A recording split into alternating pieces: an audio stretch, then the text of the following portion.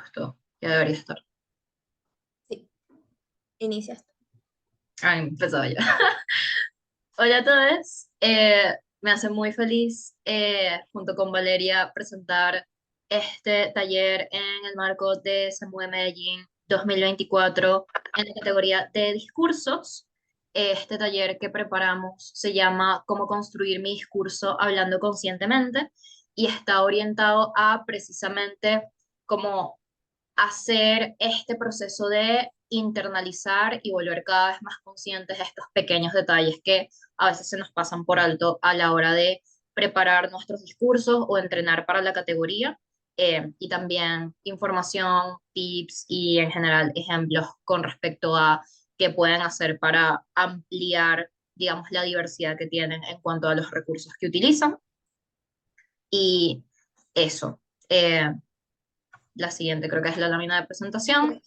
Sí, bueno, de forma resumida, ¿quiénes somos? Somos Sofía Molano y Valeria Foguzzi, ambas estudiamos comunicación social en la Universidad Católica Andrés Bello, pertenecemos a la Sociedad de Debate UCAP. Sofía está especializada en la concentración de guionismo y producción audiovisual. En mi caso, hasta ahora solamente me he especializado en comunicaciones corporativas, pero tengo una certificación en narración oral escénica. Ambas nos hemos destacado en la categoría de discursos ya desde hace un tiempo, tanto como personas juezas como partes de equipos de adjudicación de discursos. Entonces, comenzamos. El índice o lo que vamos a tocar en este taller es que vamos a dividirlo en tres bloques fundamentales. El primero es el tipo de discurso según la intención discursiva que queramos tener, los tipos de estilo y las estructuras de guión. En segundo lugar, hablando de forma consciente, que es cómo lograr una mayor diversidad en elementos verbales, paraverbales y no verbales, enfocándonos en un trabajo previo que no se dé especialmente dentro de la ronda de discursos, sino algo que podamos ir trabajando desde ahorita de cara a que vamos al mundial de debate y que vamos a enfrentarnos como a una competencia muy fuerte. Y en tercer lugar, cómo identificar componentes claves de mi discurso, es decir, cómo todo este trabajo que tuvimos previamente antes de llegar a Samude o antes de llegar a X torneo, ahora va a rendir resultados y se va a demostrar, pero como si nos ponemos nerviosos, no nos sentimos bien, cómo vamos a generar preguntas de desbloqueo, estructurar el discurso y todo ese tipo de cosas. Ah, comenzando, tenemos los tipos de discurso según el estilo. Aquí podemos encontrar tres. El primero va a ser según un enfoque particular, es decir, hay personas que le dan más peso a la teatralidad porque es algo que les sale más natural y que se sienten más cómodas haciéndolo de esta forma. Mientras que hay otras personas que, por ejemplo, se centran más en el contenido, en analizar más profundamente qué es lo que va a decir, cómo lo va a decir, cómo lo va a complementar.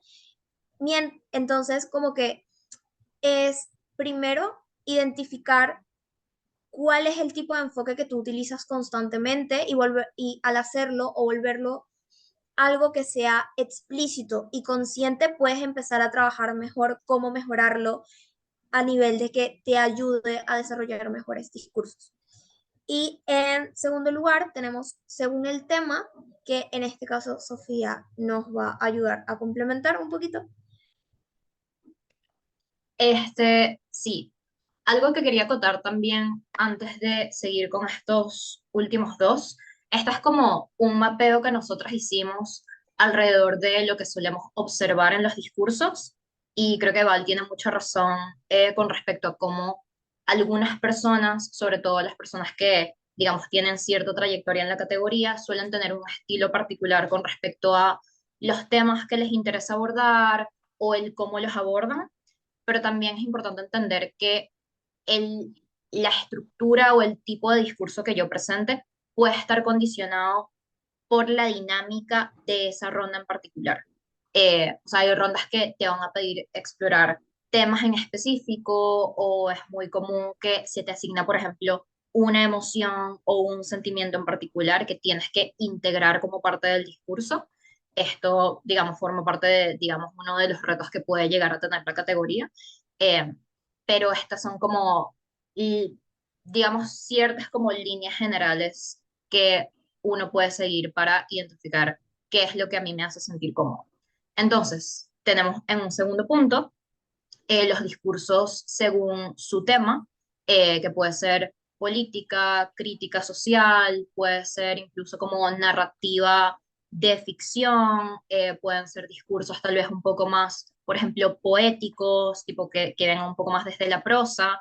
Las posibilidades acá, como dice la PPT, son casi infinitas en el sentido de que cada persona tendrá sus intereses particulares, sus vivencias, sus propias experiencias y eso al final se termina trasladando a qué tipo de historias o qué clase de construcciones me gusta hacer en discursos, porque al final uno tiende a tomar mucho de sus propias vivencias y sus experiencias personales.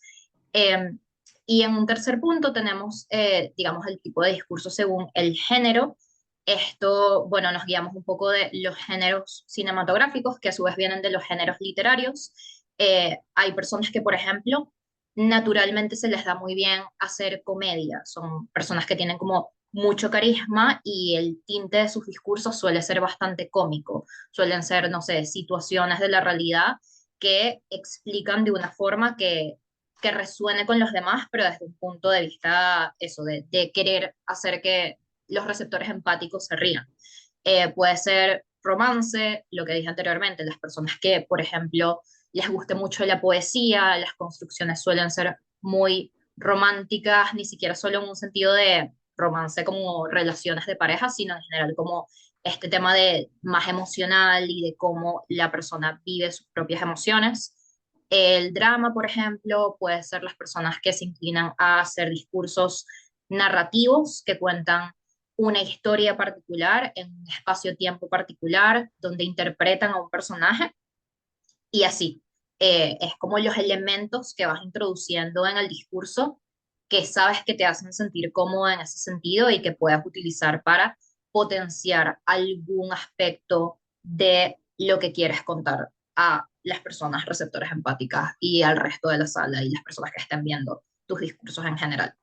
Creo que eso sería todo con respecto a los Sí, tipos. Como digo, esto es un mapeo yo muy general. quisiera, yo quisiera agregar como un puntico antes de pasar, y es que yo he conocido a muchas personas discursistas que usualmente son personas que en su naturalidad son personas cómicas. O sea, son personas que de verdad, cuando te cuentan algo, da gracia, o sea, es como un chiste. Pero pasa particularmente en el ámbito a la hora de realizar un discurso que no tienden a realizar discursos cómicos, aunque es algo que en la cotidianidad se les da con naturalidad, sino que, por ejemplo, hacen discursos un poco más trágicos o más tristes. Y aquí hay como un punto importante y es, cuando hablamos de identificar tu estilo desde un enfoque particular, desde temas que te gustan tratar dentro de tus discursos y también un género, es no solamente es analizarte a ti en tu cotidianidad y ver cómo eso lo puedes trasladar un poco a discursos para que en la medida de que des discursos te puedas sentir más cómodo, pero también es importante, por ejemplo, ver cuáles son esas diferencias que existen entre tú como persona en tu cotidianidad y tú como persona dentro de discursos, porque puede haber una diferencia marcada de la que no te estés dando cuenta y eso también puede condicionar la forma en la que tú percibas que tú crees que estás dando discursos. En la medida que te vuelvas más consciente de eso, es que empiezas a, por ejemplo, realizar discursos que tengan una mejor línea discursiva o tengan una mejor consistencia. Entonces, habiendo dicho eso, vamos a pasar a la segunda parte, que es el tipo de guión según la intención discursiva. Sí, yo quería hacer como un pequeño preámbulo con respecto a esto. El manual vigente de Semude incluyó varios tipos de guión que funcionan otra vez como guía para que las personas puedan tener como mayor facilidad a la hora de realizar un esquema mental de cómo quieren hacer el discurso. Esto no quiere decir que no haya otros tipos de estructura o que no haya otras formas que puedan utilizar a la hora de discursar. Esto es como una guía general donde quisimos incluir como referencias que puedan resonar con la mayor cantidad de personas posible para que pueda haber como mayor claridad con respecto a esto. Tampoco vamos a dar una clase de guión en el sentido de explicar como muy en profundidad las estructuras y queremos que se enfoque más a lo que venimos hablando antes de encontrar, ok, cuál es la intención que yo le quiero dar a mi discurso y qué estructura se adapta mejor precisamente a eso que yo quiero contar. Entonces, para arrancar, Valeria va a explicar la estructura lineal, que es como la más clásica. Sí, quiero hacer como un pequeño disclaimer y es como, aunque aquí vamos a presentar diversas intenciones discursivas a través de la estructura, esto no implica que cuando tú quieras expresar como algo específico que estemos diciendo en X estructura, tengas que hacer X estructura. Si no te sientes cómoda haciéndolo, y es algo que vamos a ir viendo a lo largo de este taller, es que la comodidad es un punto importante dentro de la creación del discurso y de hablar de forma consciente. Entonces, como que también es un punto de ver cómo incluso eso que tal vez te dijimos en la estructura de elipsis, puedes intentar ver cómo tú llegas a esa misma intención discursiva a través, por ejemplo, de una estructura lineal y cómo lo puedes ejecutar, pero como más a profundidad lo vamos a ir explicando. ¿Cuál es la intención de la estructura lineal? En primer lugar, es un punto de claridad y familiaridad. Como van a ver en los ejemplos, casi todas las películas, series, libros, habidos y por haber, en su mayoría tienen una estructura lineal, es decir, tienen una secuencia de hechos que se presenta de forma cronológica en la medida que van sucediendo. En ese sentido, tenemos un desarrollo claro de las situaciones, personajes y temas en la medida de que se vayan introduciendo. Creo que hay algo importante acá, que es, va con la relación causa-efecto y es cómo nosotros, como personas, terminamos percibiendo la vida y cómo terminamos incluso narrando ciertas cosas. Prácticamente vemos que cada efecto que se termina dando influye en lo siguiente. Y así sucesivamente. Cada causa influye en un efecto y este efecto puede inducir a una causa y vamos como en una pequeña bolita de nieve, pero de esa forma es como un inicio y un final en donde se dan diversas situaciones, como venimos explicando. Pero adicionalmente hay que tener en cuenta que la estructura lineal o esta progresión cronológica que presenta al final permite y se enfoca especialmente en como en el clímax o en el nudo de la historia y en el desenlace del mismo. Cuando tenemos un punto de tensión dentro de lo que viene siendo nuestra historia, nuestro cuento, nuestra película, nuestra serie y todo este tipo de cosas, fíjate que cuando se da por orden cronológico se generan ciertas expectativas, porque como se van presentando los hechos, vamos como adivinando o intentando adivinar qué va a ocurrir. Y esto al final termina pasando, termina generando, perdón, dos cosas. Primero, que las personas tengan una expectativa y de aquí tú puedes tener como cierto manejo o cierta capacidad de acción sobre esto. Por ejemplo, jugar con las expectativas de la gente en el momento de que el desenlace o el nudo tal vez no sea el que estas personas esperan porque no era el convencional. Pero en segundo lugar, también al final como que las personas siempre van a tener una atención hacia esta estructura porque quieren confirmar de que eso que están prediciendo que va a ocurrir, ocurra.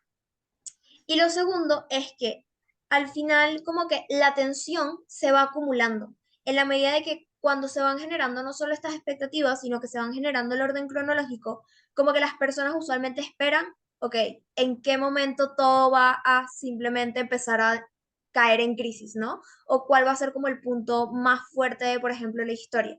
Entonces, ese sentido de la expectativa que se genera en torno al nudo o al clímax va generando un suspenso acumulativo con el cual como nosotros, como personas discursistas, también podemos ir jugando para que estas personas caigan más en nuestro juego y puedan creerse más la historia o generar, por ejemplo, puntos de memorabilidad que puedan ayudarnos a nosotros a tener una mejor interpretación, ¿no? O no interpretación, sino un mejor desarrollo y una mejor interpretación de estas personas. En el ejemplo que tenemos, aparte de casi todas las películas y series, tenemos Orgullo y Prejuicio, que es la película de 2005 del director Joe Wright. Sí, lo único que quería agregar es que metí ese ejemplo porque necesitaba uno y es la película favorita de mi dupla, pero that's about it. Em, Quería agregar algo, si quieres ver pasando la PPT, con respecto a Okay. lo que dice Valeria de la percepción del tiempo. Cuando hablamos de que la estructura lineal es la más común, es la que más se utiliza, es la más familiar, es porque es la más intuitiva, precisamente porque nosotros, digamos, como que percibimos el tiempo cronológicamente. Tipo, yo me despierto en la mañana, me acuesto a dormir en la noche, o idealmente. Entonces, precisamente por esto es mucho más sencillo como poder construir una historia precisamente porque va en el mismo ritmo al que uno percibe que esa historia, digamos, se daría en la vida real. Y creo que también eh, suele ser como más, o sea, son discursos que tal vez pueden ser más sencillos para personas que están apenas empezando en la categoría, precisamente por eso, porque tienes una estructura que es como mucho más clara y que no necesariamente requiere de elementos adicionales para que las receptoras empáticas la puedan entender. Lo que necesitas es un inicio, un desarrollo y un final, y lo presentas en ese orden, y en ese orden es perfectamente entendible, con tanto que, bueno, la historia en sí esté bien hilada. Y eso nos lleva a empezar a explicar como las estructuras no lineales, eh, que también se utilizan en discursos, pero creo que hay como ciertas sutilezas que a veces no necesariamente se toman tan en cuenta, y que creo que pueden ser importantes no solamente para poder, digamos, construir los discursos de la mejor manera, sino para que más personas como que se animen a precisamente experimentar con distintas estructuras y precisamente como que ir nutriendo sus discursos en ese sentido. Puede que la mayoría de lo que vamos a explicar a partir de ahora no necesariamente salga bien la primera vez que lo intentes, pero creo que sí hay como unas bases que pueden ser bastante útiles si te gusta como jugar con, por ejemplo, la percepción que puede tener la receptora empática que te estés jugando, o en general como la percepción que se tiene con respecto a cómo funciona el tiempo en el discurso. En segundo lugar, entonces tenemos la estructura circular, donde en muy tipo términos básicos, se inicia y se termina con la misma idea, creando un ciclo dentro de la ponencia. ¿Qué queremos decir con esto? Esto puede tener como par de implicaciones. Es una estructura que desde la intención busca hacer énfasis en la repetición y en los ciclos, a través de utilizar, por ejemplo, simbolismos y contrastes. Creo que una forma clara de entender esto a través de, digamos, una imagen que sea como un poco más clara es la típica película donde tú sientes que la persona o el protagonista como que no necesariamente tiene un desarrollo en el sentido de que empieza solo y termina solo. Y pasan 500.000 cosas en la película, pero empieza en un punto y termina en ese mismo punto como a nivel de desarrollo. Ese puede ser una utilización de la estructura circular como a nivel un poco más simbólico, o sea, el cómo tú la utilizas para demostrar que, por ejemplo, el personaje no cambió o la situación no cambió, incluso si pasaron un montón de cosas, digamos, a lo largo de la historia que estabas narrando. También se puede utilizar de forma como un poco más literal, y esto sí requiere como de una construcción a través de imágenes que queden bastante claras. Por ejemplo, en el primer ejemplo acá está el cuento Continuidad de los Parques de Julio Cortázar, Amamos a Cortázar, donde si lo leen, son casi 2 páginas, el cuento arranca con una persona sentada en un sillón leyendo una novela, y a lo largo del cuento es como que se mete en la novela y sientes que estás leyendo la novela que la persona está leyendo. Y el cuento termina, esto no es un spoiler, es un cuento de 2 páginas, pero el cuento termina con el personaje de la novela entrando al cuarto donde está la persona sentada leyendo una novela. No sé si queda del todo claro, pero es precisamente el cómo tú puedes utilizar las imágenes también para volver a una misma idea. O sea, es una estructura que se puede utilizar de múltiples maneras. A veces es como un loop, por ejemplo, o sea, cuando ves un video y termina y no te das cuenta de que terminó y vuelve a empezar, es un poco esta sensación la que te deja este tipo de estructura, o sea, que no hay necesariamente un cierre concreto, sino que vuelves al punto de inicio.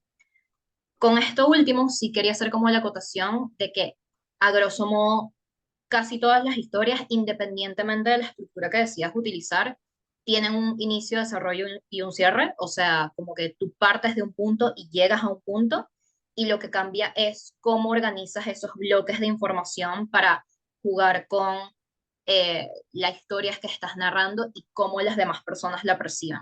Pero creo que algo que sí es muy importante es, independientemente de cómo quieras estructurarte, tener claros cuáles son como esos puntos focales del discurso, que usualmente son, ok, ¿cuál va a ser mi inicio? ¿Cuál es mi nudo o mi clímax? O digamos como que el punto de mayor tensión, ¿cuál es mi desenlace? ¿Qué otros puntos en el medio son importantes y tengo que hacer énfasis? Porque eso facilita que precisamente puedas tener un orden interno y una noción interna de cuál es la historia que quieres contar, sin que se sienta que hay, por ejemplo, saltos lógicos o incongruencias en el discurso. Creo que eso es particularmente importante.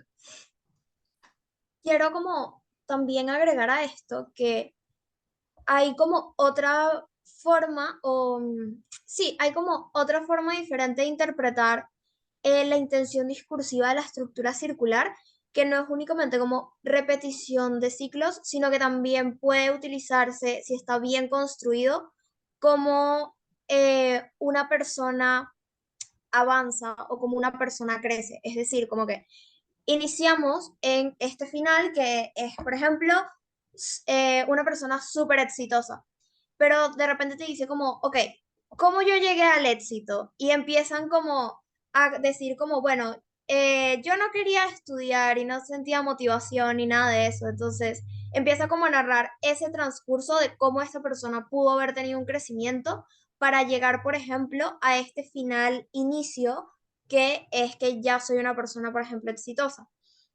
Y creo que es otra forma de ver cómo las estructuras circulares, creo que no es posiblemente una de las más comunes, la más común es la que explica Sofía, pero sí pueden intentar utilizar o jugar con la estructura circular cuando si tienen intención de demostrar, por ejemplo, un crecimiento que no sea como esta secuencia lógica que veíamos en la estructura lineal, sino inmediatamente captar a la persona receptora empática o a la unidad de audiencia que te está escuchando a través de este es mi final, o sea, este es mi consecuencia, este es mi resultado y te explico cómo llegué acá. Entonces, como que esa era como la aclaración que quería hacer. Entonces, pasamos a la siguiente, que es la estructura in media res. La estructura in media res técnicamente comienza en el nudo o en el clímax de la historia y luego salta al inicio y te empieza a explicar cómo yo llegué a este punto álgido en mi historia y voy después, o sea, lo avanzo hasta el final. Y aquí hay como varios puntos.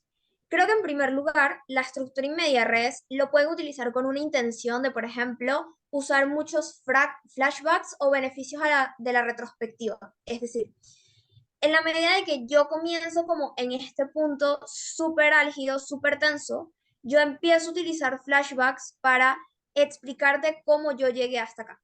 De esa forma es que, por ejemplo, se da el primer episodio o el piloto de Breaking Bad, donde vemos a White, ¿no? Sí, se llama Igual. White. Walter, ajá, perdón. Ajá.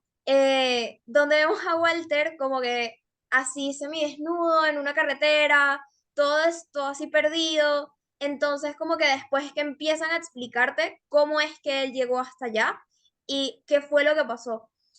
Entonces podemos utilizar este tipo de flashbacks para complementar la historia, para hacer entender qué es lo que en realidad pasó y dar un beneficio a la retrospectiva de no sé cómo tú llegaste acá, así que te voy a dar el beneficio para que tú me lo expliques.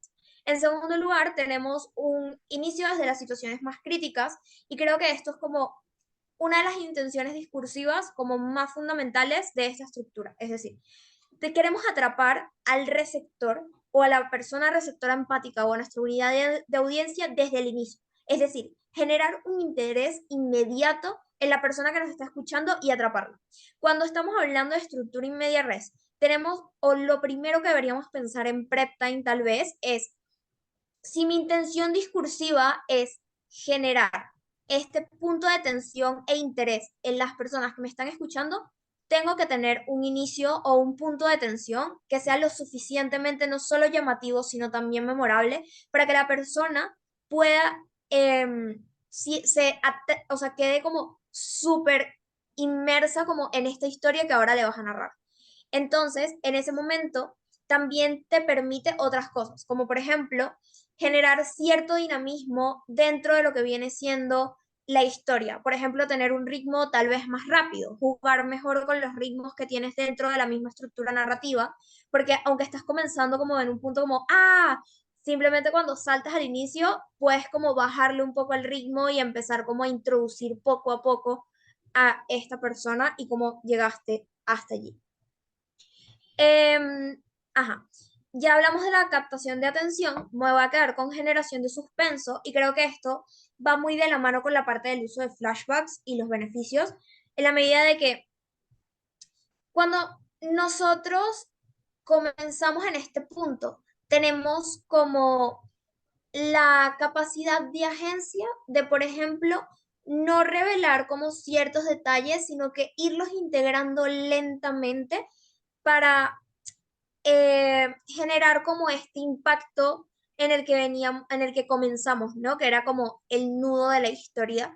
Y en ese momento lo podemos ir haciendo mediante flashbacks. Se puede también como intentar variar posiblemente como los sucesos para que, por ejemplo, se genere más suspenso, como que voy yendo tan poco a poco que lo más probable es que llegue un punto donde la persona escuche como o considere que como, ok, no estoy entendiendo cómo entonces llegaste al punto en el que iniciaste y ahí es donde tú empiezas a aumentar el ritmo.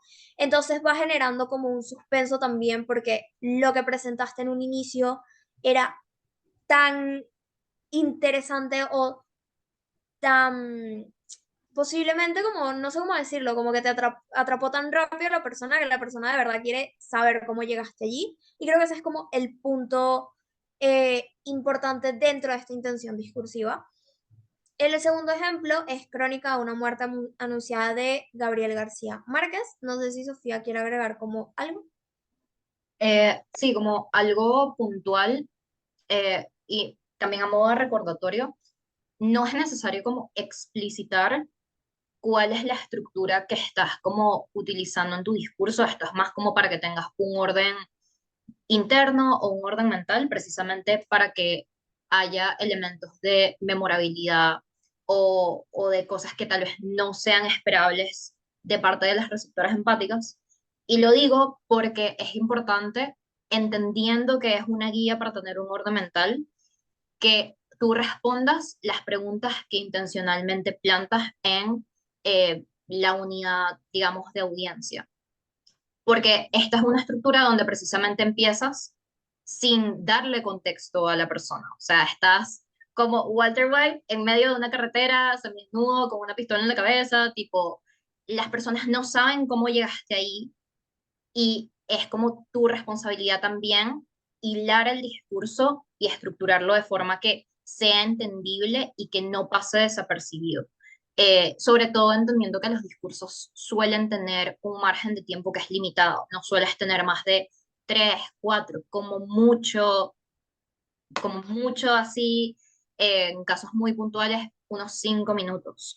Entonces es como también priorizar las ideas y entender precisamente cuáles son como estas situaciones críticas y estos como ejes centrales de la historia de los que hablé antes.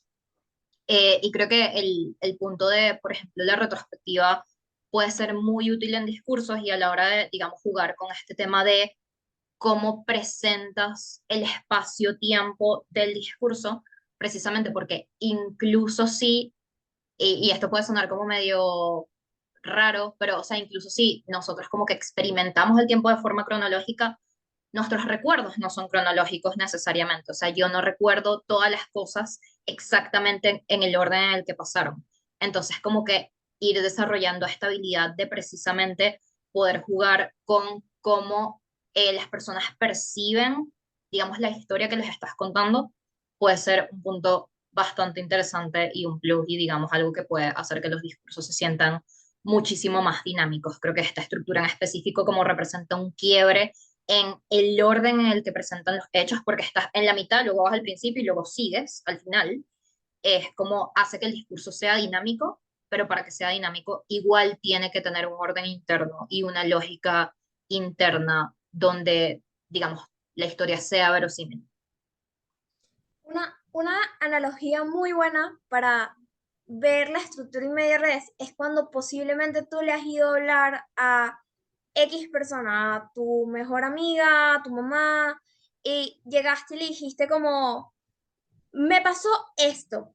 Entonces como que tu mamá te dice como, ¿y cómo te pasa eso? Y tú empiezas a narrar cómo te ocurrió eso y después como que no lo dejas allí, sino que dices como, bueno, y esto terminó en que tal cosa, o sea, comienzas como lo que te pasó con tu punto más importante, con tu punto más tenso de todo tu día y después vas narrando cómo fue que tú llegaste a eso y después cómo al final terminó la situación, ¿no? Pero lo que más te importa o lo más importante era destacar como este punto de tensión porque era como lo que tú sabías que uno le iba a generar como más intriga a tu mamá, pero segundo, lo que podía como o era lo más importante en sí mismo, más allá de, por ejemplo, el final. Entonces, creo que esa es como una muy buena analogía con situaciones de nuestra cotidianidad que puede ocurrir. Entonces, sí. Ah, Para seguir, ya estamos como por un poco más de la mitad con la estructura inversa. Esta a mí me parece bastante interesante. Creo que no es tan intuitiva, pero al mismo tiempo sí es bastante intuitiva, porque básicamente la forma en la que funciona es que los hechos los presentas de atrás hacia adelante, o sea, de manera invertida. Empiezas por el final y terminas con el inicio. Eh, Se me ocurrieron como varios ejemplos bastante útiles. Una de las referencias que utilicé es el cuento Viaje a la semilla de Alejo Carpentier, donde empiezas con, o sea, literalmente narras la vida de una persona, pero desde que es un anciano hasta que nace. O sea, y creo que es más o menos, o sea, son imágenes que pueden ser muy claras, pero al mismo tiempo pueden evocar un montón de cosas. O sea, empiezas hablando eso, empiezas interpretando un anciano y luego eres un niño, empiezas siendo, no sé, un árbol súper frondoso y narras como todo el proceso para volver a ser una semilla que te acaban de plantar en la tierra, por ejemplo. O sea, por poner dos ejemplos que creo que pueden ser como bastante gráficos para entenderlo. Esto funciona, o sea, el funcionamiento es un poco opuesto a la estructura lineal en el sentido de que, si bien en la estructura lineal, como le explicó Valeria, partimos de un punto, generalmente hay un evento que es como el catalizador de todo lo que pasa después y vas explorando cuáles son las consecuencias de eso que pasó, de esa decisión que tomaste. Acá buscas las motivaciones de, digamos, como las consecuencias, o sea, empiezas por lo que pasó, empiezas por, digamos, el impacto, por decirlo de algún modo, y vas explorando, ok, cuáles fueron las decisiones que se tomaron para llegar a este punto, cuáles fueron las motivaciones de, no sé, el personaje que estoy interpretando, cuáles son los eventos que hicieron que estuviésemos acá, ¿no? Eh, Incluí como determinismo como palabra clave porque creo que es una estructura que se utiliza mucho, o sea, en historias que tienen que ver con cuestiones relacionadas a historias de vida, al destino, o sea, es literalmente este juego con el cómo yo presento el tiempo y si bien, justamente como volviendo a hacer referencia a lo que dijo Valeria, en una estructura lineal que va de punto A a punto B, eh, como que hay una anticipación con respecto a qué es lo que puede pasar y cuáles pueden ser como los posibles desencadenantes o las posibles consecuencias o, no sé, tipo una historia de romance, te vas a quedar con el interés romántico, no te vas a quedar con el interés romántico. Aquí partes por el final, aquí partes por, ok, hay una consecuencia específica, tangible, visible, y es ver, ok, qué es lo que hizo que estuviésemos en este punto que tal vez era inevitable, como que está este sentido de la inevitabilidad, precisamente porque ya hay un final, no vas descubriendo el final, sino que ya partes de ese punto. Entonces, bueno, las relaciones no son causa-efecto, sino efecto-causa, porque vas para atrás. Y esto es importante en general, como que eh, puede haber estructuras que se mezclen un poco, o que tomen cosas las unas de las otras. Entonces, por lo menos en el caso de la estructura inversa, lo explico de forma lineal, como que simplemente vas de atrás para adelante, pero puede no necesariamente ser lineal precisamente porque está jugando con este tema de la percepción y cómo la audiencia o cómo yo quiero que la audiencia perciba los eventos que les estoy narrando, ¿no? Entonces eso es como otra cosa a tomar en consideración. Todo esto se puede mezclar, complejizar, simplificar, eh, y estos son simplemente, digamos, como los factores clave a tomar en consideración de por qué se suele usar este tipo de estructura. Ok. La siguiente es la estructura paralela. A ver, la estructura paralela empieza teniendo varias tramas que se dan, vale la redundancia, ¿no? De forma paralela y que en un punto del discurso se terminan juntando. ¿Cuál es la intención discursiva que tenemos al hacer este tipo de estructura? Muy sencillo. Creo que primero es o sea, presentar distintos puntos de vista, en la medida de que, por ejemplo, y aquí vamos a utilizar, como se habrán dado cuenta, es el que tiene más ejemplos. Vamos a comenzar con la película de Barbie, La princesa y la plebeya, donde empezamos viendo la historia de la princesa que, bueno, se tiene que casar porque el reino está a punto de quebrar, porque eh, está como estudiando y todo este tipo de cosas, y bueno, pasa como este punto. Y tenemos el otro punto que es el de Erika, que es la plebeya, donde vemos que está trabajando muy fuerte para pagar una deuda que le dejaron sus papás a Madame Carl y todo este tipo de cosas. Entonces, ¿qué es lo que ocurre como en esto, no? O sea, nos vamos presentando estas dos historias paralelas y tenemos como una tercera, si podríamos decirlo, que es la del villano de la historia, pero llega un punto donde ambas coinciden. Y o sea, este punto en el que coinciden es cuando las presentan, se dan cuenta que son igualitas, que parecen gemelas, pero que tienen otro tono, otro color de cabello. Entonces, desde un principio vamos viendo los distintos puntos de vista o la vida de estas personas desde una forma en que al final van a coincidir por X o Y motivo. Lo segundo es explorar las relaciones que se pueden generar entre no solo estas personas, en la medida de que vemos cómo posiblemente tienen vidas diferentes y coinciden, sino también desde un punto de vista de que cómo puede en cierta parte ir variando la forma en la que estas personas se relacionan con su entorno desde su propia historia. Lo siguiente, bueno, comparación y contraste. En este caso, Annelise, que es una princesa y tiene como ciertas obligaciones que son muy diferentes a las de Erika. Y, ajá, y la representación. El tema con la representación, y este es como un punto particular que Sofía lo integró, entonces posiblemente ya lo tenga que ampliar más adelante, es que las historias, cuando nosotros las narramos, las damos desde nuestra voz y desde nuestro punto de vista. ¿Esto qué implica? Que al final la historia termina girando sobre un personaje específico que está basado posiblemente bajo mi sesgo, bajo mi perspectiva, bajo mi visión, bajo mis vivencias. En el momento de que estamos abordando diferentes puntos de vista que pueden ser contrastantes o diferentes entre sí, lo más probable es que estemos abordando de alguna forma diferentes personajes específicos que terminen representando a diferentes personas con diferentes sesgos, con diferentes experiencias, anécdotas y vidas. Entonces, esto permite un punto de representación en la medida de que entiendo cómo dos personas que posiblemente pueden ser muy iguales tienen vidas completamente diferentes y cómo incluso teniendo vidas diferentes, llegan a coincidir en un punto de la historia y ya de allí en adelante se genera el nudo y el final de la misma. Otra, y creo que esto es posiblemente una referencia como full famosa, puede ser Juego de Tronos, donde vemos muchas perspectivas de muchos personajes.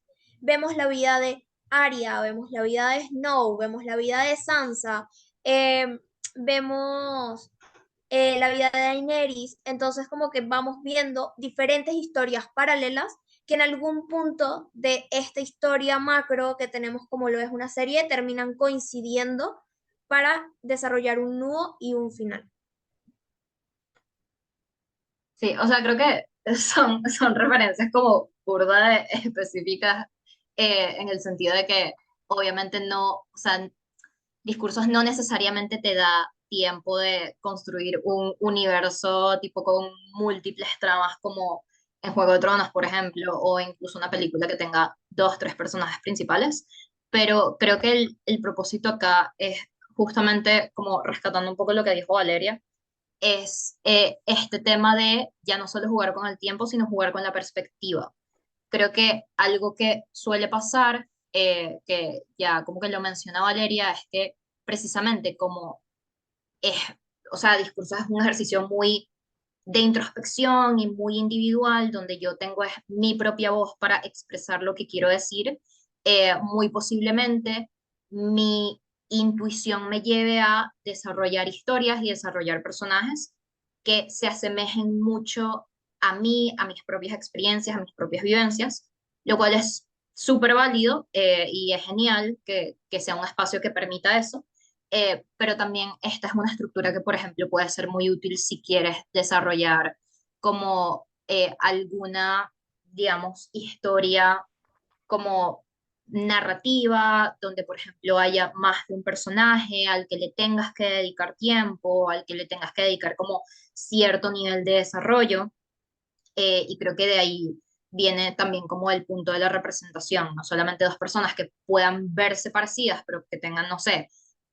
trayectos distintos, sino todo lo contrario, personas que parezcan radicalmente distintas y al final como que esto converge en un mismo punto. De hecho, tú me habías comentado de un discurso que viste hace como un año, que era como más o menos así, que fue como, wow, que era de Sí, la... que eran, ajá, que eran tres personajes y la persona representaba a tres personajes que cada uno tenía como una vida y una experiencia. Y los tres, si no me equivoco, llegaban a una cita del psicólogo y entonces empezaban a tener la cita como en conjunto. Entonces la persona discursista representaba a tres personajes que interactuaban entre ellos. Y era como full interesante porque hubo una introducción de cada personaje donde se veía la razón de por qué cada uno había ido a la cita y cómo ahora estos como que interactuaban dentro del círculo y era como muy, o sea, era como muy cool, la verdad, o sea, fue como, creo que también hay un punto de que el discurso, la persona sabía muy bien cómo ejecutarlo y cómo hacer coincidir las tres líneas o las tres historias en un solo punto, entonces como que lograba hacer no solo el contraste de personajes, porque eran tres personajes totalmente diferentes, sino también los distintos puntos de vista que se podían generar de el inicio de la historia de cada uno. Sí, está burda de culo, honestamente. O sea, es que quería como graficarlo porque sí creo que puede quedar poco claro cómo esto aplica específicamente a discursos, eh, pero Creo sí, o sea, creo que es un tema de como tener muy claro, o sea, delimitar muy bien precisamente qué es lo que voy a interpretar, o tal vez no tiene que ser directamente desde la interpretación, puede ser como qué es lo que voy a narrar, cuánto tiempo le voy a dedicar, y creo que lo importante acá no es solo que tienes como dos historias en paralelo o más, sino que estas convergen y tener claro Ujú. cómo convergen y que eso tenga un sentido narrativo que sea lógico y que sea coherente. Creo que una forma de verlo es, sé que hubo como un trend en TikTok y en Instagram que era similar, pero era como, eh, había como una canción que decía como era una nena fina, ta, ta, ta, ta, ta, ta, y yo era de no sé dónde. Entonces es como que eran presentando las historias de, por ejemplo, o sea, yo y mi pareja, ¿no? Entonces como que era como narrar un poco de mi historia e ir contando cómo era ese mismo momento en la historia de mi pareja y cómo después nos conocíamos.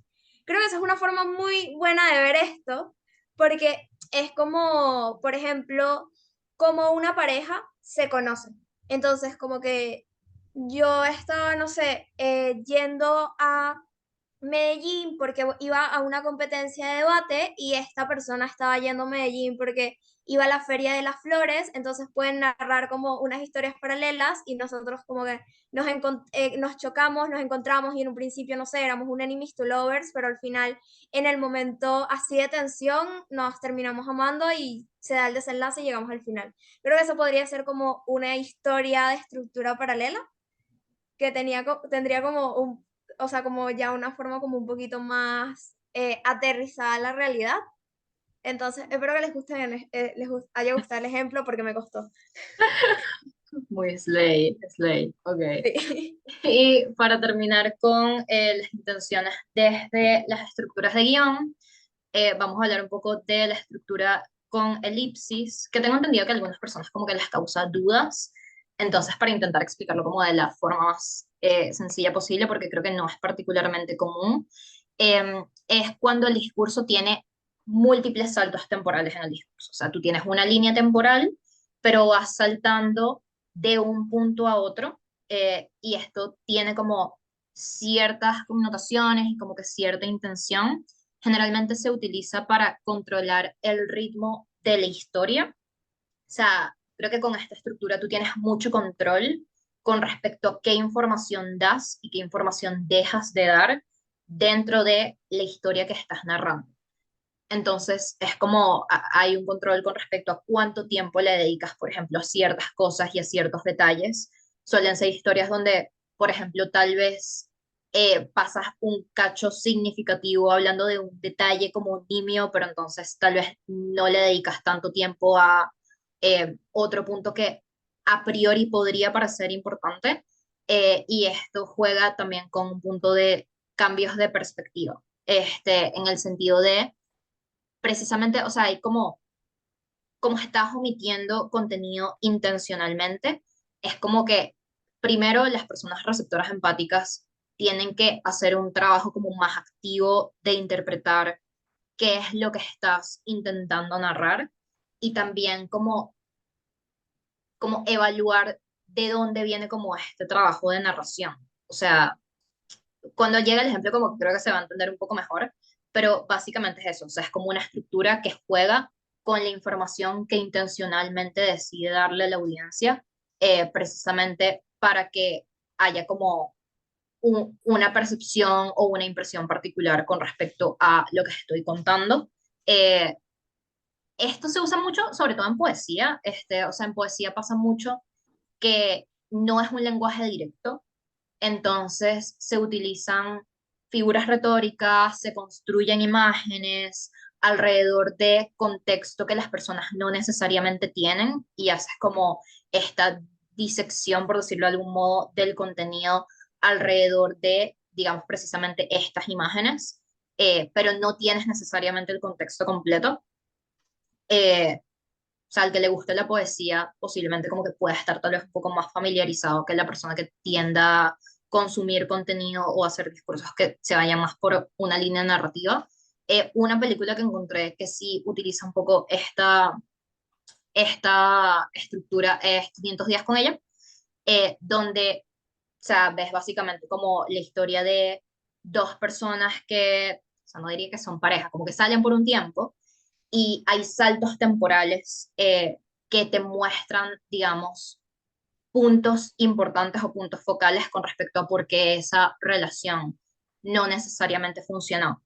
Entonces partes en el día 200 y pico y luego saltas al día 1 y luego te vas al día 3 y luego saltas al día 10 y es como a partir de ahí uno como, o sea, persona de la audiencia va construyendo esa historia y va como, digamos, atando por uno mismo como los cabos de, ok, ¿qué fue lo que pasó acá? Esto en discursos puede ser un poquito tricky, precisamente porque incluso si es completamente intencional y yo estoy como consciente de qué información doy y qué información dejo de dar, hay que tener mucho cuidado a la hora de estructurarlo, precisamente porque puede parecer una estructura que en abstracto es un poco desordenada, precisamente porque no sigue un orden particular, sino que vas como saltando de punto a punto. Entonces hay que hacer como un trabajo de que precisamente en retrospectiva, una vez que termina el discurso, por ejemplo, o ya hacia el final, como dejar muy en claro cuál es como el gran arco que yo estoy intentando precisamente construir, que no parezca que, por ejemplo, son momentos aislados o escenas aisladas dentro de un discurso, sino que todo sigue precisamente una misma línea que tiene una coherencia, que tiene una secuencia particular. Eh, no sé si tengas como algo que agregar allí.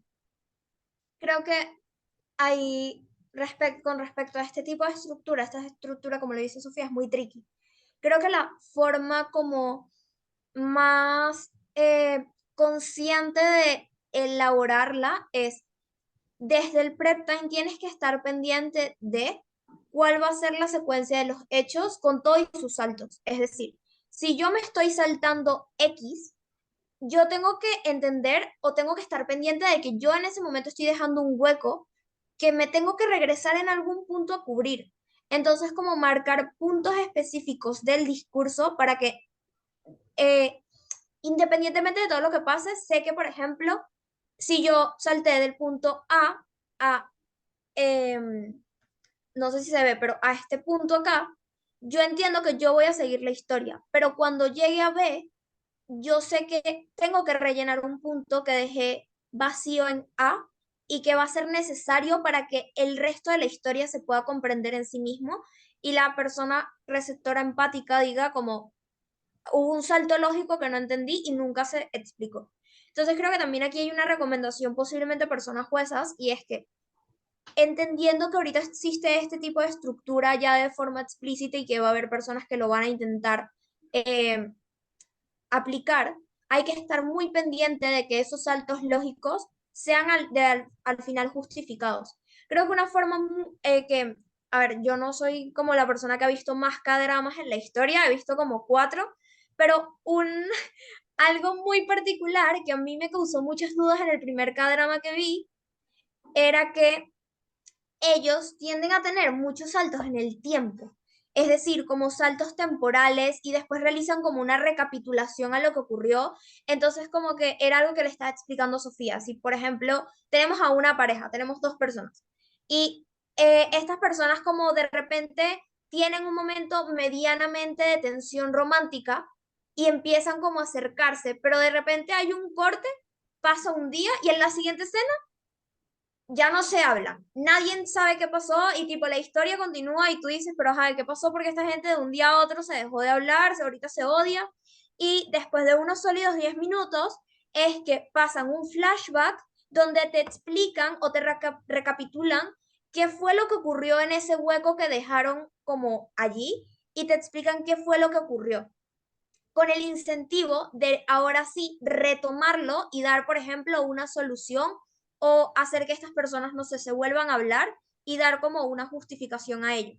Pero en este sentido, dentro de discursos, esto es algo que hay que hacerlo de forma consciente, o sea, no que vamos a tener miles de saltos lógicos y ya, sino que si yo estoy haciendo ese salto lógico, en algún punto de mi discurso yo me voy a tener que devolver un poquito para explicar qué fue lo que ocurrió, para que la persona jueza tenga como un contexto más completo.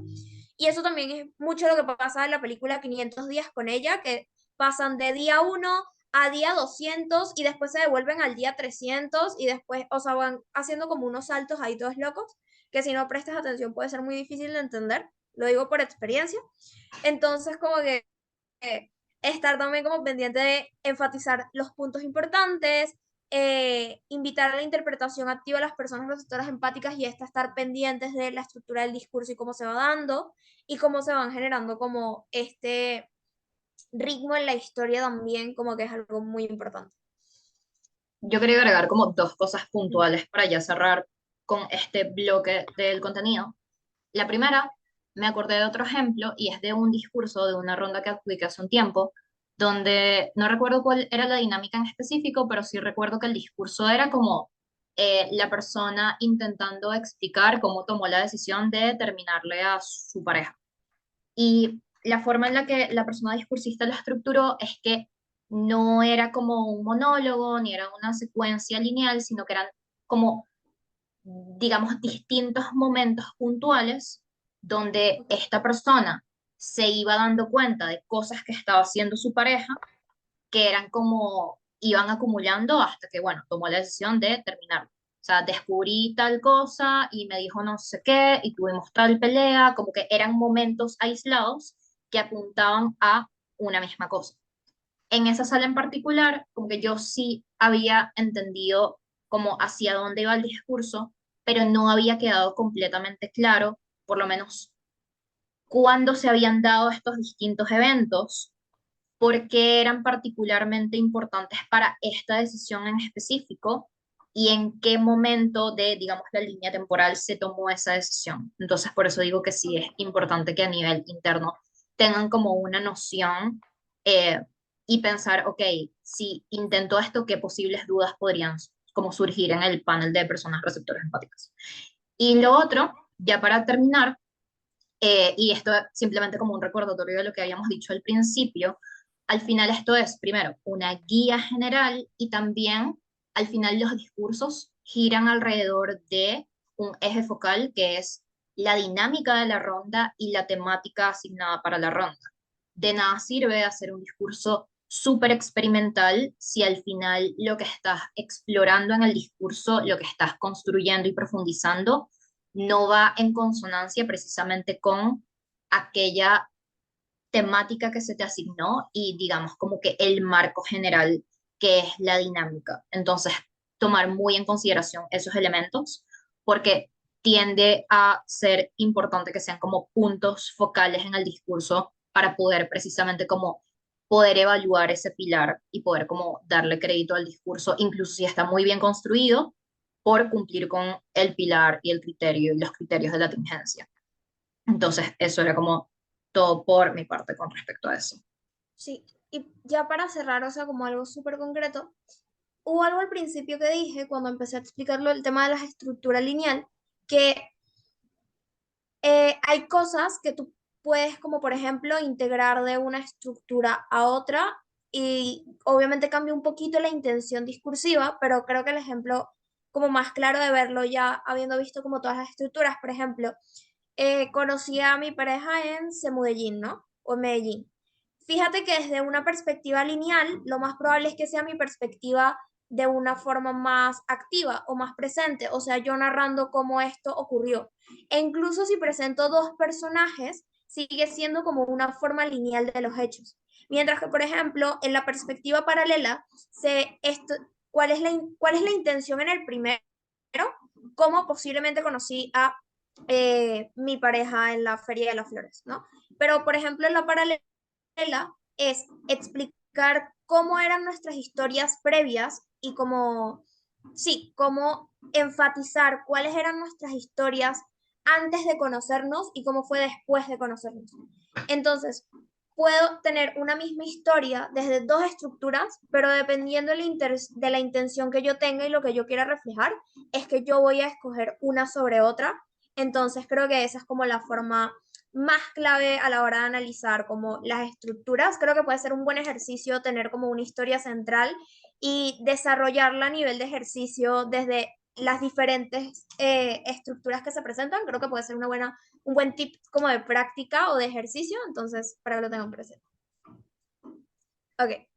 Y ahora, hablando de forma consciente, ¿cómo lograr una mayor diversidad en elementos verbales, paraverbales y no verbales, integrando todo lo que dijimos antes? O sea, básicamente, ¿cómo armar el merequetengue, como decimos acá? Ok.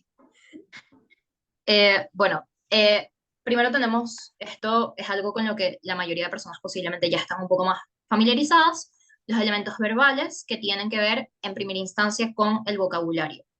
Aquí tenemos como algunas, esto es más recomendaciones con respecto a cómo yo puedo ampliar, digamos, como que mi utilización de los elementos, integrando estas estructuras para construir un discurso que de forma holística sea completo y profundo y sea como se pueda evaluar de buena manera. En un primer punto, tenemos leer y escuchar de forma consciente, buscar sinónimos a palabras que uso de forma frecuente para expresarme y aprender cómo emplear palabras nuevas y evaluar su precisión discursiva. Vean cómo esto tiene un poco que ver con lo que habíamos mencionado antes, de la intención. O sea, todo esto apunta a, ok, yo hablar con una intención particular para que aquello que estoy contando o narrando se entienda como yo quiero que se entienda. Esto tiene que ver con utilizar como un lenguaje que sea preciso, no tiene que ser súper rimbombante, pero estar consciente, por ejemplo, de cuáles son las palabras que estoy utilizando, qué significan esas palabras, qué significan en el contexto específico en el que las estoy usando. Y eh, no sé si recuerdan al principio cuando Valeria menciona que esto no está orientado solamente a el tiempo de preparación, sino, ok, cómo puedo ampliar mi vocabulario para poder tomar recursos y utilizar palabras que tal vez no utilizo en mi vida cotidiana, pero sí me pueden funcionar en un discurso, en una ronda en particular, donde quiera construir un contexto específico o interpretar a un personaje que tenga unas características específicas. Esto, creo que lo principal que se puede hacer son dos cosas, que es leer y es escuchar. Creo que al final discursos incentivan mucho a que las personas se nutran a nivel cultural. O sea, creo que uno para eh, esta categoría en específico toma muchas referencias de los libros que lee, las películas que ve, la música que escucha. Entonces, que este trabajo se vuelva mucho más consciente, primero porque me ayuda a precisamente como poder internalizar todo esto y poder aplicarlo, pero también porque me da un mayor entendimiento con respecto a los recursos que quiero utilizar.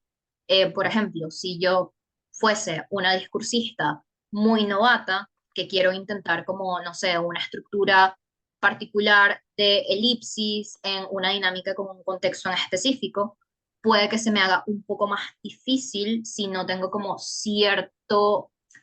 cierta experiencia o cierto bagaje previo versus una persona que tal vez consume mucha poesía, por ejemplo. Entonces creo que hacer este trabajo activo de consumir contenido que me inspire, que me nutra y que precisamente yo pueda utilizar para la categoría, creo que es bastante útil. Y esto con respecto a todo, pero específicamente con respecto al vocabulario, porque las palabras, el cómo las utilizo, en qué contexto, cómo construyo las oraciones, cómo en tono, es algo que se evalúa en la categoría precisamente porque forma parte de cómo tú terminas como presentando el mensaje, ¿no? Sí, antes de pasar a lo siguiente, yo quiero como acotar como algo. Esta sección, particularmente como se dijo en el índice, va más orientada a una preparación previa a discursos que una preparación durante la ronda. Es decir, aunque yo puedo leer y escuchar de forma consciente en una ronda de discursos, eh, es recomendable que esto haya ocurrido antes para yo llegar con una preparación previa a. O sea, esto es como una forma de entrenar para discursos. Creo que hay un punto muy importante en la parte del vocabulario y es, por ejemplo, cuando nosotros vamos a escuchar monólogos y en estos monólogos o en estos discursos que vamos a escuchar, evaluar por qué emplea la persona que está dando el discurso si estas palabras. Analizar cuál es la intención discursiva que tienen y cuál es la precisión específicamente discursiva que tienen estas palabras, ¿no? Como que, ¿qué me están transmitiendo? ¿Cómo las está empleando? ¿Cómo esto le beneficia hacer llegar el mensaje o el núcleo del mensaje que está intentando transmitir? Este tipo de análisis nos ayudan también a comprender cómo podemos, por imitación, utilizarlas dentro de nuestros discursos o cómo nos dan una intuición también, más allá de imitación, de cómo hacerlo. Entonces, como tener como eso pendiente. Estos van a ser como recomendaciones generales, escuchar discursos, escuchar monólogos y, ajá. Sobre las figuras retóricas. Creo que las figuras retóricas donde más podemos en realidad encontrar es que si en la poesía. Podemos leer mucho poesía para sacar inspiración de cómo podemos emplear ciertas figuras retóricas eh, para nuestros discursos, ¿no? Creo que aquí hay varios puntos. En primer lugar, un punto de identificación. Identificar que, por ejemplo, yo voy a seleccionar X poema. ¿Qué figuras retóricas se están empleando dentro de este poema? ¿Cómo se están empleando? ¿Cómo yo las podría emplear y en qué tipo de discursos? Segundo, buscar constantemente ejemplos que también nos termine ayudando a eh, cómo se pueden crear o cómo se pueden presentar diversos tipos de metáforas o diversos estilos de, eh, ahorita no se me ocurre otra, o sea, nada más se me ocurrió metáforas. Pero bueno, cómo se puede emplear o crear otro tipo de figuras retóricas? Pido perdón. Entonces, lo tercero es un punto de creación o crear. Internalizar cuáles figuras retóricas me gustan, con cuáles me siento más cómoda. Y tercero, cuáles se me hacen más intuitivas de crear. Estos son tres criterios fundamentales para yo prepararme para un discurso o para emplear figuras retóricas dentro de mis discursos. Creo que es un tema de, en la medida de que a mí me guste mucho algún tipo, o yo lo considero así, porque soy así y creo que las personas sentimos como cierta afinidad por cosas que nos gustan y queremos saber siempre más. En la medida de que un tipo de figura retórica me guste mucho, lo más probable es que yo busque más ejemplos de X figura retórica, porque lo más probable es que tenga más incentivo a aprender de ella que, por ejemplo, otra que no me atraiga o no me guste tanto. Segundo, el punto de la comodidad, porque en la medida de que yo me sienta más cómoda creando este tipo de figuras retóricas e integrándola dentro de mis discursos, me va a salir más natural y por ende van a ser más creíbles. Y tercero, ¿cuáles se me hacen más intuitivas al crear? Es decir, si por ejemplo a mí me encantan las metáforas, pero las metáforas literalmente para mí son una pesadilla porque aunque me gusten mucho, no se me hacen intuitivas al crearlas. Lo más probable es que esto me termine tomando tiempo en mi prep time que puede ser valioso para desarrollar otras cosas. Entonces también tener en consideración cuáles se me pueden hacer más intuitivas en un momento donde puede que tenga estrés, donde pueda que tenga presión, donde pueda que tenga ansiedad y posiblemente me esté bloqueando, cuáles para mí van a ser más intuitivas para crearse. Creo que esos son como tres, tres criterios como fundamentales en la parte de figuras retóricas y que esto viene de un trabajo previo también. Entonces, como que ir trabajando, ponerse, meterse en prácticas, tener este tipo como ya de presión y ver cuáles puedo como estar ya pendiente para una ronda en Semude, que sé que me va a salir bien porque ya lo practiqué y ya sé cuál es. Sí, yo con lo de las figuras retóricas, algo que quería agregar, o sea, dos cosas, yo como que no discurso tanto y aparte de no discursar tanto, no soy particularmente fan de la poesía, pero por lo menos algo que sí me gusta mucho es escuchar canciones y creo que también es cuestión de buscar como, ok, cuáles son las referencias que a mí me gustan, qué es lo que yo suelo consumir y cómo consumirlo tal vez de forma un poco más consciente. Creo que las canciones al final, a grosso modo, son como poesía con melodía o con música, pero creo que también se pueden rescatar como muchas imágenes de ahí, independientemente del género que les guste escuchar, independientemente como del artista, generalmente hay como una construcción sobre todo de imágenes y hay como utilización de muchos recursos que también pueden ser bastante útiles. Y creo que esto también nuevamente como que depende mucho del tipo de discurso o como que las formas que a mí me gustan utilizar.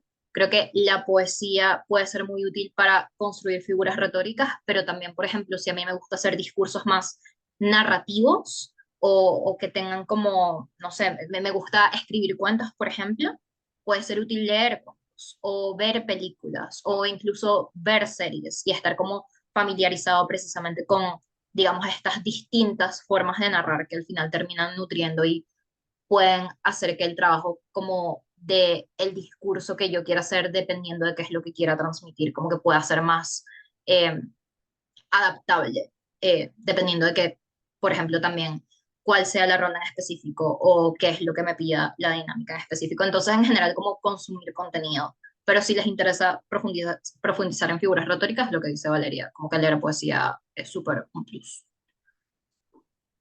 Sí, Pi. Ajá. Elementos paraverbales. Eh, Aquí hay como un tip general y es, para aprender y estudiar el tono, ritmo, volumen, los silencios, es necesario practicar no solo de forma constante, sino también de forma consciente. Entonces, todas las recomendaciones que se van a dar van a ser ejercicios de concientización de cómo yo empleo mi tono, mi ritmo y mi volumen. Para esto es necesario ejecutar ejercicios de dicción, articulación, vocalización y profundización. En primer lugar, aquí hay como unos ejercicios que usualmente tienden a ser oradores o tienden a ser personas en teatro o narradores orales escénicos, que es uno, los pollitos dicen con vocales. Como saben, la canción dice, los pollitos dicen pío, pío, pío. Entonces hacerlo con cada vocal. Las pollatas dicen pa, pa, pa. Y lo medio cantan, que se escucha bien, que se escuche bien pronunciado. Hay un punto muy, o sea, este es como un tip que a mí me dieron y lo, se los como transmito a ustedes y es, en la práctica uno tiene que hacer muchas cosas de forma muy enfatizada y muy exagerada, porque en el momento que estamos al frente del público, si sufrimos de nervios, lo más probable es que esto sí disminuya. Entonces, cuando enfatizamos o exageramos dentro de nuestras prácticas, es sabiendo que posiblemente en el momento esto se va a reducir porque vamos a estar un poquito nerviosas. Entonces, para tenerlo pendiente. Hay otro punto que es, bueno, y esto de los pollitos dicen se hace con todo. Les pelletes dicen, lis pillitis dicen, así como todo. No lo voy a cantar porque qué pena, pero bueno. Ajá. Te lo pasaste, weón. Em, lo segundo es vocales emotivas. Las vocales emotivas son que vamos a hablar sobre, por ejemplo, la U. Entonces, vamos a hacer una U feliz. Pero después tenemos una como muy dolorosa, ¿no? Como y esto se tiene que prolongar lo más que podamos. Esto también se complementa con ejercicios de respiración que pueden buscar de cómo respirar como correctamente para tener, por ejemplo, más aire, que son estos ejercicios que hacen cantantes y actores.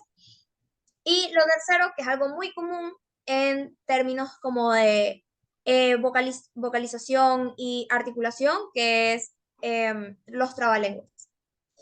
Segundo, aquí vamos a hablar sobre, nos vamos a plantear un objetivo a nivel, por ejemplo, emocional. Vamos a suponer que mi objetivo va a ser dar un discurso triste con ira.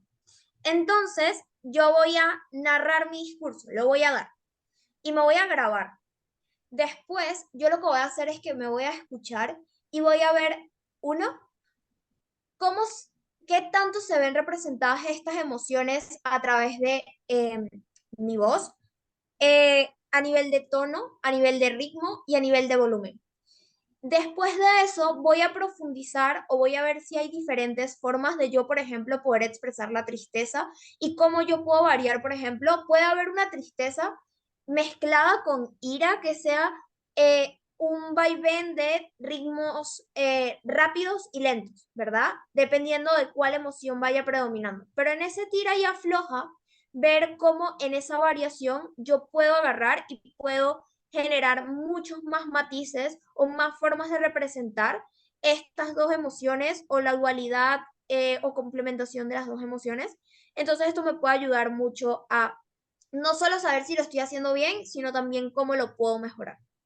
Y lo tercero es leer en voz alta, pido perdón por la lámina, un texto varias veces y asigna diferentes emociones cada vez que lo leas. ¿A qué me quiero referir con esto? Voy a tener un texto en específico o un poema o lo que sea, un párrafo, y lo voy a leer feliz, lo voy a leer triste, lo voy a leer enojada y lo que voy a hacer es que esto también se puede grabar y se puede reescuchar, entonces me puede como ayudar mucho. Aquí entra un consejo general, o sea, en tanto en paraverbales como en no verbales, es ir al teatro, escuchar cómo expresan sus emociones, ver películas, ver cómo es X artista expresa sus emociones, cuando habla, cómo se decepcionan, cómo se ponen felices.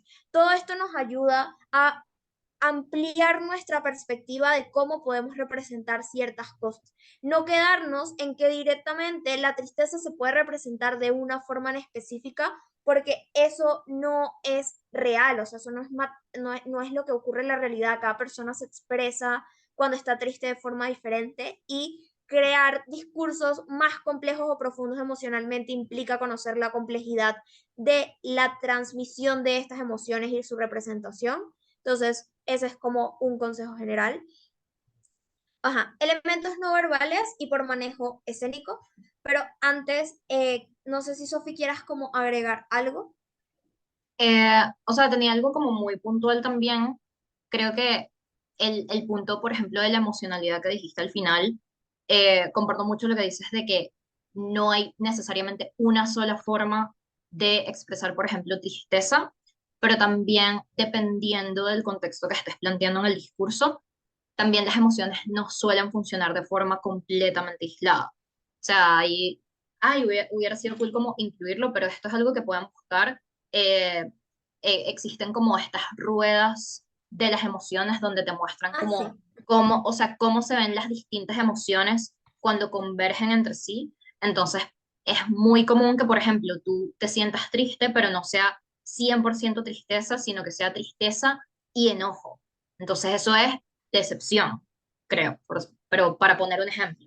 O por ejemplo, si me siento feliz y triste al mismo tiempo, ok, eso es nostalgia. Y creo que también es un tema de explorar cómo puedo plasmar estas distintas emociones y cuáles son como las sutilezas y los matices específicos de cada una para que precisamente, o sea, lo pueda hacer uno de forma consciente y en segunda instancia, a la hora de dar mi discurso, como poder transmitir eso que quiero de la forma que sea como más exacta o más específica posible, que incluso si estoy interpretando o, digamos, personificando o, digamos, simplemente actuando con una emoción de una forma que no es convencional, que igual haya como cierta claridad con respecto a qué es lo que estoy intentando transmitir. Y esto, bueno, se apoya en elementos de guión, esto se apoya, digamos, en otros elementos del discurso, pero creo que sí es importante específicamente si, por ejemplo, quieren trabajar el punto de la construcción de la emocionalidad. Sí. Adicionalmente a eso, lo pueden buscar en Google como la rueda de emociones, así es como usualmente la busco y yo la tengo siempre guardada a la mano por cuando estoy jugando. Segundo, hay algo que se incluye en el manual de SEMUE de este año que se llama el árbol de la emocionalidad o el árbol emocional, si no me equivoco, que también tiene como esto que dice como Sophie, de que de cierta emoción se pueden derivar otras y cómo se pueden complementar con otras de otras ramas del árbol. Entonces, como que está muy cool. Y, ajá, en la parte de elementos no verbales, tenemos el manejo escénico o el movimiento por el espacio, en donde vamos a encontrar eh, tres puntos de desplazamiento, ¿no? El primero es la traslación. La traslación usualmente describe una trayectoria elíptica. Esta no es muy común, pero como pueden ver al muñequito que espero que, bueno, le vamos a llamar Chiqui. Entonces, como vemos, Chiqui se va a trasladar por el espacio en una forma circular. Esto depende con qué intención lo quieren hacer. Usualmente, cuando utilizamos una trayectoria elíptica, puede ser para representar un ciclo o para representar de alguna forma que estamos volviendo al punto inicial o no podemos romper esta bola de nieve o este ciclo que está creado para nosotras. Entonces es como una forma de interpretar. Nuevamente no es un punto como de desplazamiento común, tienden a haber otros que ya los vamos a explicar más adelante, pero como para tenerlo en consideración por si se sienten más cómodos haciéndolo así. Está el por desplazamiento, que es moverse hacia los lados y en diagonal. Aquí entra otro que no está representado, que lo vamos a explicar como un poquito después, pero como pueden ver, Chiqui está parado en el medio del escenario y tiene la posibilidad de moverse de forma diagonal hacia el frente o hacia adelante, hacia un lado o hacia el otro, y que esto puede ir variando a medida que va avanzando el discurso. Hay otra forma de desplazamiento que es uno, un cuadrado, segundo, un triángulo. Es decir, hay personas que posiblemente sí están explicando procesos o están explicando cierto tipo de cosas, se pueden como movilizar de, vamos a suponer, yo estoy aquí en el medio, ¿no? Entonces, Chiqui está en el medio y Chiqui se va a mover hacia una esquina a nivel de desplazamiento. Pero después va a empezar a avanzar de forma que genere un cuadrado. Lo mismo se puede dar en la parte de el triángulo. Chiqui está en el medio y lo que va a hacer es que se va a ir posiblemente hacia la parte de atrás o hacia la parte de adelante, pero ahorita en la parte de atrás del escenario. Y lo que va a hacer es que cuando se movilice va a ir en la figura de un triángulo. Puede ser también desde una figura de B, o sea, esto puede funcionar también que va haciendo como una B en el escenario. Estos son tipos de desplazamientos que pueden utilizarse dependiendo de la intención discursiva que quieran hacer. Posiblemente la B lo tomen como un punto de incerteza, como estoy como en un punto muy incierto donde quiero avanzar, pero lo más probable es que me da miedo y me regreso hacia mi punto de origen y voy hacia otro lado intentando ver otra cosa, pero otra vez pasa algo y me regreso. Entonces, como que este tipo de cómo representar ciertos procesos que se están dando dentro de mi discurso a nivel del desplazamiento que realizo. Los más comunes son los de hacia los lados y en diagonal. Y por último, los cambios de nivel. Este es como que la posición del cuerpo va variando en la medida de que, por ejemplo, me agacho o me subo más de la cuenta para parecer un poquito más alta y qué significado le quiero dar a eso. Entonces creo que eso como que ya sería todo y ahorita vamos con cuerpo. Yo quería agregar como algo, bueno, que esto tiene que ver como con cuerpo también, como que en general de los elementos no verbales. Me parece full útil sobre todo porque creo que la mayoría de personas que van a participar en SEMUDE posiblemente no tienen tanta experiencia a nivel de participación presencial en discursos. Entonces, creo que sí es importante entender que si bien en, por ejemplo, dinámicas, en torneos virtuales, tal vez no se toma tan en cuenta la utilización del espacio, al final como que sí es uno de los puntos de la categoría que no solamente como que construyas un guión o un discurso que narres a partir de las palabras, sino que eso vaya en consonancia con cómo te mueves y cómo terminas utilizando como los recursos de tu cuerpo para transmitir también el mensaje, porque al final uno incluso en la vida real, cuando está hablando con alguien, como que tú percibes lo que te dicen las personas, no solo a través de lo que te dicen, sino de cómo te lo dicen, incluso a nivel como de gesticulación corporal. Entonces, con eso vamos a el, creo que es el último punto, que es el cuerpo y la utilización del cuerpo. Y aquí lo dividimos en cuatro puntos, que es expresiones faciales, gestos, postura y movimiento. En el punto de expresiones faciales es básicamente observar cómo se expresan las emociones y acciones en su diversidad. Un punto que puede ser bastante útil es en actores de cine y televisión que me gusten, porque es un tipo de actuación que suele enfatizar, por ejemplo, el tema de la gesticulación facial, precisamente porque existe la facilidad de que te pongan como la cámara en la cara, a diferencia, por ejemplo, el teatro, donde tal vez no se hace tanto énfasis, o sí se hace énfasis, pero más desde otro punto de vista. Eh, entonces también como algo que puede ser muy útil es, por ejemplo, verme al espejo y en general esto es algo que a mí me parece bastante útil, es como identificar cuáles son como los gestos que yo suelo utilizar, de qué forma me suelo mover y darle como cierta intencionalidad, porque claramente es muy difícil meterte de lleno en un personaje que tal vez no tenga nada que ver contigo, sobre todo si no eres actor o no estudias actuación. Entonces, con el punto de las expresiones faciales, verme en el espejo, verme mientras hablo, cómo suelo mover las cejas, cómo suelo mover los ojos, cómo suelo mover la nariz, eh, de que, sí, cómo suelo mover mi boca a la hora de hablar. Y es como cómo me veo cuando estoy más feliz, cuando estoy sonriendo, cuando estoy triste.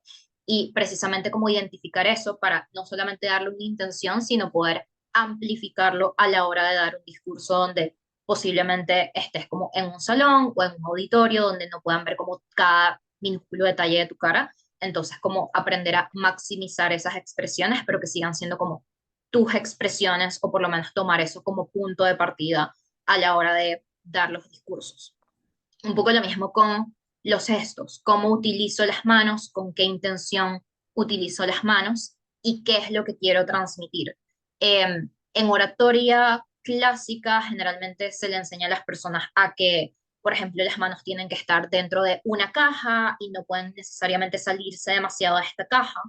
En discursos creo que una de las ventajas o una de las cosas eh, que como que dotan de creatividad a la categoría es que no hay una limitante con respecto a cómo tienes que utilizar tu cuerpo o qué gestos puedes o no emplear, pero sí es como dotarlos de esa intención. Si yo, por ejemplo, eh, utilizo las manos de una forma particular, si me expreso mucho con mis manos, de nuevo, maximizarlo para precisamente que puedan ser un punto que haga énfasis en algo que esté diciendo en mi discurso. O, por ejemplo, si en mi discurso yo estoy emulando que estoy hablando con otra persona y estoy intentando como acercarme a la otra persona, por ejemplo. Entonces, como extender mi brazo, entender cómo lo extiendo, hasta qué punto llegan mis brazos cuando los extiendo, de qué forma utilizo mis dedos al moverme, al hablar. Creo que todo esto puede ser bastante útil como en este proceso de volver consciente el cómo utilizo mi propio cuerpo. La postura, un poco lo que había comentado antes, cómo el cuerpo actúa consigo, pero creo que también algo que puede ser muy útil de la postura es que ser, eh, puede ser un punto de apoyo, por ejemplo, si estoy interpretando intencionalmente a un personaje que no necesariamente soy yo mismo. Por ejemplo, este mismo ejercicio, me paro frente al espejo, veo eh, cuál es mi postura cuando estoy de pie. Ahora estoy, no sé, imaginen que estoy interpretando a una persona que es anciana, cómo suelen pararse las personas ancianas, tal vez no están tan erguidas, sino que suelen tener un poco una joroba, caminar un poco más lento, esto tiene que ver también con el movimiento. Eh, a nivel de los gestos, tener como cierta tembladera en las manos, por ejemplo. Entonces, jugar un poco con eso y partir de un punto en el cual sé que va a ser cómodo que me quede.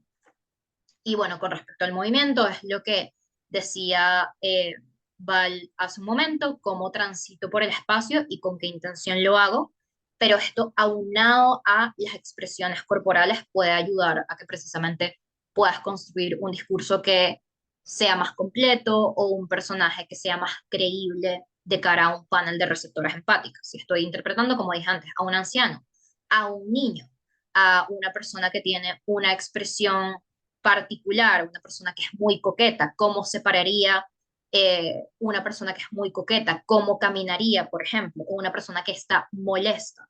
Creo que al final todos son elementos que se interrelacionan entre sí y colaboran con cómo yo termino transmitiendo el mensaje durante el discurso. Hay un punto, o sea, hay dos puntos que quiero como agregar. Primero, en expresiones faciales. Aunque podemos tomar muchas referencias de películas y de actores que nos gusten, es muy recomendable también tener muchas referencias de teatro o narradores orales escénicos específicamente. ¿Por qué? Porque los gestos faciales usualmente tienden a ser más exagerados cuando, por ejemplo, vamos al teatro, en la medida de que te tiene que ver hasta la persona que está en la última fila. En auditorios muy grandes o salones muy grandes, esto es deseable para que incluso la última persona que está sentada en el último pupitre o en la última mesa o en la última banca te pueda ver y pueda apreciar cuáles son aquellas expresiones faciales que tienes que se vean marcadas, ¿no? Y lo segundo es la parte de los gestos. En la ilustración con las manos o que intento ilustrar, creo que hay un tema de que muchas veces las personas discursistas lo pierden, que es el realismo en la ilustración. Es decir, si por ejemplo yo quiero hacer de que me va a servir un vaso de agua, yo tengo mi vaso y yo sirvo el agua. Pero por ejemplo, si yo agarro y hay gente que tiende a hacer esto, yo tengo mi vasito, ¿verdad? Y yo le voy a servir y hago esto. Esto, o sea, aquí rompiste el vaso, rompiste el pico de la jarra, hiciste un desastre, botaste todo el agua. Entonces, como que también dentro de todo mantener cierto realismo en la ilustración, porque eso atribuye no solo credibilidad en la medida de que lo estás representando bien, sino que también ayuda a generar una imagen mental mucho más plausible. y mucho más como realista en la mente del espectador. Hay algo que esto es como un cuento como muy, no me acuerdo muy bien, pero es como de tengo un unicornio en mi mano y de repente como que tengo un pajarito en la mano. Entonces, como que me acuerdo que la profesora que me da narración oral escénica hacía como un gesto con la mano y decía, y ahora mando el pajarito a volar. Y hacía así. Y tipo, fue muy impresionante porque aunque no había ningún pajarito, el gesto fue tan realista de cómo lo impulsaba que la gente de verdad se imaginó al pajarito o al unicornio volando, ¿no? Entonces, como ese punto de cómo agregar realismo a través de los gestos y de las expresiones que estoy haciendo para poder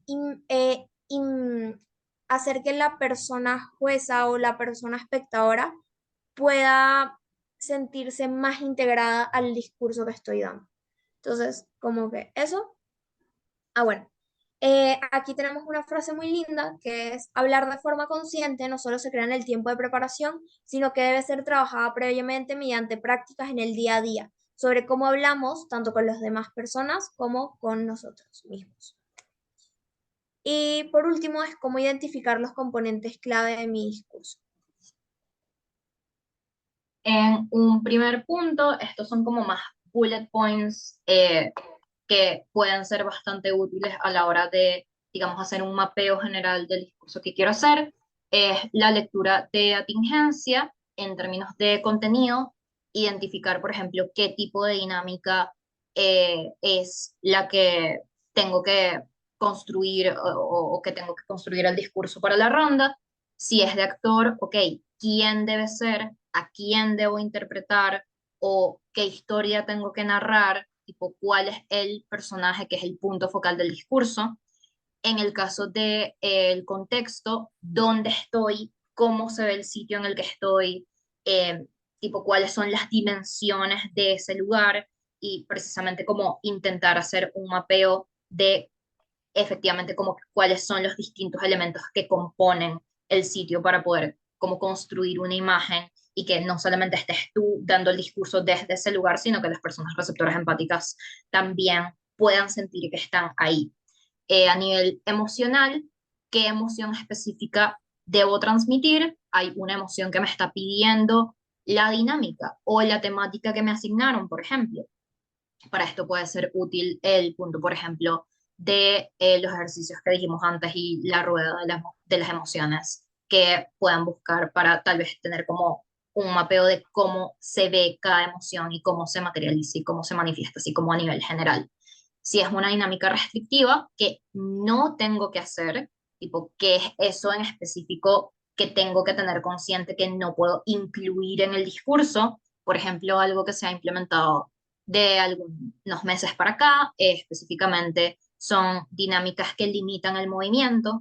Entonces, ok, si me tengo que quedar, por ejemplo, en una posición en específica, ¿cuál va a ser? ¿Cuál es la intencionalidad detrás? ¿Cuál es como el simbolismo? ¿Cómo tiene que ver con el contenido que voy a meter en el discurso? Y así. A nivel de trama, cuál debe ser el tópico central o como el eje central del discurso, que es aquello que sí o sí debo desarrollar para necesariamente estar cumpliendo con el criterio de atingencia, y cómo estoy asegurándome de que lo estoy incluyendo mientras voy haciendo un mapeo de mi discurso, estructurándolo, construyéndolo, practicándolo en mi mente y así. Y a nivel sensorial, cuáles son como las sensaciones que yo quiero transmitir. Por ejemplo, a nivel de tacto, o si estoy intentando describir un aroma en específico, un sonido en específico que no tengo, al que no tengo acceso como para simplemente compartirlo en la sala. Cómo, es como hacer este ejercicio de poner en palabras cosas que no necesariamente proceso de una forma que es como verbal, ¿no? Eso con respecto a la lectura de atingencia. Ok, el mapeo del discurso se divide en tres preguntas esenciales y generales, que es ¿cuáles son las ideas principales que se me ocurren del discurso después de haber entendido qué tipo de dinámica estoy tratando y qué temática me tocó, en dado caso de que me haya tocado una temática.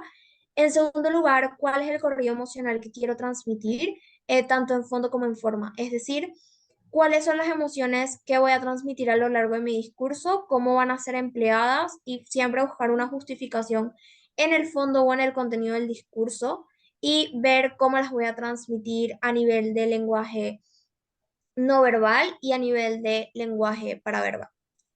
Y bueno, el lenguaje verbal también, o sea, a nivel de fondo, siempre las emociones deben verse justificadas para que tengan credibilidad, si no va a ser como un poquito disruptivo. En tercer punto, verificar que cumpla con la dinámica y la temática. Y hay preguntas de desbloqueo, que es, el tip es como no entres en crisis si no sabes qué hacer, en cambio, enfoca tu energía en desarrollar punto por punto y aquí te vamos a presentar una serie de preguntas, que es, en primer lugar, ¿qué experiencia se asimila a esto que me toca representar a través de mi discurso? ¿He tenido algo similar? ¿Alguien me ha contado algo similar? ¿Y cómo de allí puedo tomar ciertas ideas para hacerlo? Si no, he visto películas, series que me puedan ayudar a entender la situación que tengo que representar para hacerlo. Segundo, ¿qué tipo de personaje, objeto, etcétera me quiero adueñar? A ver, em, cuando o quiero ser. Por ejemplo, si, como lo venía explicando Sofía, si por ejemplo me mandan a dar un discurso sobre, no sé, sobre la vida y yo quiero representar a una persona anciana, es no solamente entender cómo se para o cuál es la postura de una persona anciana, sino también cómo se dirige posiblemente a la persona que le está hablando, cuál es el tipo de tono que utiliza, que posiblemente hable un poco más lento o tenga silencios como un poquito más prolongados, que el tono de voz sea medianamente bajo, todo el volumen de la voz, perdón, todo este tipo de cosas pueden ayudar a construir a un personaje completo del que me voy a querer adueñar en este discurso y también hacer una mejor representación y caracterización del mismo. En tercer lugar, ¿qué quiero representar en términos generales? ¿Qué quiero dejar a la audiencia, a la persona receptora empática? Y aquí entran otras tres preguntas que las va a explicar Sofía. Sí, las últimas tres preguntas que pueden utilizar en caso de que se sientan bloqueados con respecto a una ronda es, ¿generaré imágenes mentales? ¿Cómo las voy a generar y qué espero transmitir con ellas? Creo que, eh, por lo menos yo soy una persona muy visual, entonces como que a mí me pasa que cuando yo escucho un discurso, suelo ver tipo en mi cabeza qué es lo que me estás contando y creo que algo que hacen muchas personas es precisamente hacer como este ejercicio mental de intentar como entrar en, digamos, la zona, intentar visualizar qué es lo que quieren contar, intentar, digamos, como que hacer como que el espacio en el que se están desenvolviendo es el espacio mental desde el cual están dando el discurso.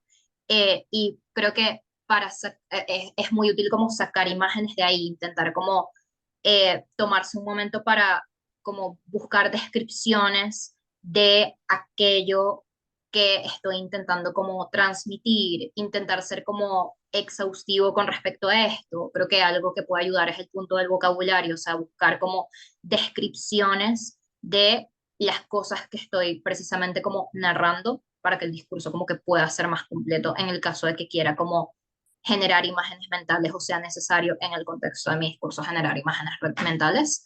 Eh, Otro punto es, usaré figuras retóricas, ¿cuáles? Y creo que el punto de las imágenes y de las figuras, al final estas no son elementos que sean obligatorios en el discurso, pero sí se hacen énfasis en estos y como que intentamos explicarlos porque al final ayudan a que el discurso se vea como mucho más completo, se nutra de contenido y precisamente sea mucho más claro y mucho más complejo para las personas receptoras empáticas y que pueda precisamente haber como este proceso de entendimiento con respecto no solo a la historia que me estás intentando contar, sino cómo estás intentando que me llegue, cómo estás intentando que yo me imagine todo esto.